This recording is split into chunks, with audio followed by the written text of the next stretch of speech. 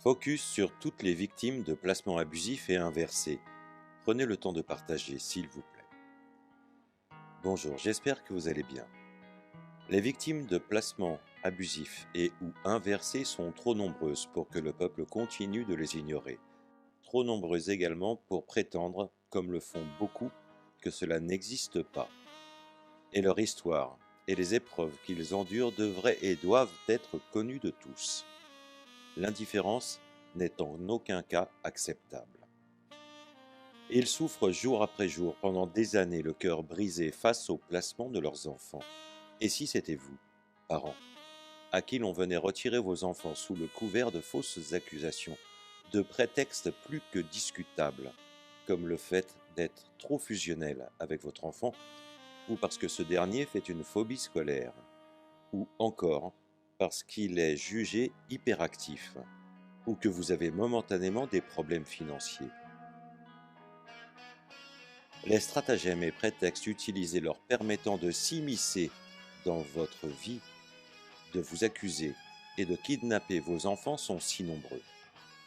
Et c'est ainsi que l'accusatoire infernal et incessant qui s'abat alors sur les victimes, sans que la parole de ces dernières ne soit réellement entendue. Et ils sont beaucoup trop à être systématiquement assommés par ce système et réduits au silence. Les victimes de ces rapts sont nombreuses à avoir essayé toutes les solutions légales proposées par le système et la justice. Et malheureusement, certains, en dernier recours, vont, ne trouvant plus de solution, jusqu'à des grèves de la faim au péril de leur vie. Et là aussi, trop souvent, dans l'indifférence du peuple et de ce système plus que déshumanisé. Ils essaient pourtant, avec de nombreux rassemblements dans différentes villes, de se regrouper et de se faire entendre, afin de faire connaître ce fléau, cette violence institutionnelle inacceptable qui les touche. Il est temps d'ouvrir les yeux sur toutes ces vies brisées. Ils sont des milliers, victimes de la double peine par le placement abusif ou le placement inversé lorsqu'il y a eu violence intrafamiliale. Et ils sont aussi des victimes de nombreux rapports mensongers de ceux qui en ont fait un business juteux et pour qui la vérité et la justice ne sont en rien leur priorité. Ils sont victimes de préjugés, victimes d'exclusion et de discrimination. Et elles sont de plus en plus nombreuses à descendre dans les rues pour réclamer la révision de leurs dossiers, pour que les enfants ne souffrent plus de cette maltraitance institutionnelle. Elles sont beaucoup trop nombreuses, ces victimes, blessées à vie, à subir le rapt de leurs enfants. Et tout ça pour finir à la charge de l'État, avec vos impôts. Et au passage engraisser bon nombre d'intervenants sous couvert d'une défense des droits des enfants. Mais où est le droit des enfants quand ces derniers se voient privés d'un père ou d'une mère pourtant aimant et bienveillant, privés de repères, d'amour et de tendresse, ce que tous les enfants devraient vivre.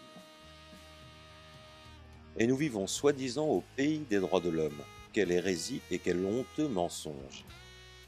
Espérant que enfin certains acceptent de les aider réellement et efficacement dans leur combat, sans se défausser comme c'est trop souvent le cas. Trop rares sont les avocats honnêtes, et j'insiste sur le mot honnête, qui arrivent à faire rendre justice. Espérant également que les décideurs représentant cette justice cessent de faire des généralités et qu'ils acceptent de les écouter. Beaucoup trop sont jugés coupables, mais coupables de quoi, au juste? Il est important que les parents aimants et bienveillants avec leurs enfants retrouvent la paix et arrêtent de souffrir. Leur souffrance est tout simplement intolérable. Alors merci de vous joindre à moi pour réveiller les consciences en partageant cette triste réalité qui les ronge chaque jour. Merci d'aider à les faire connaître.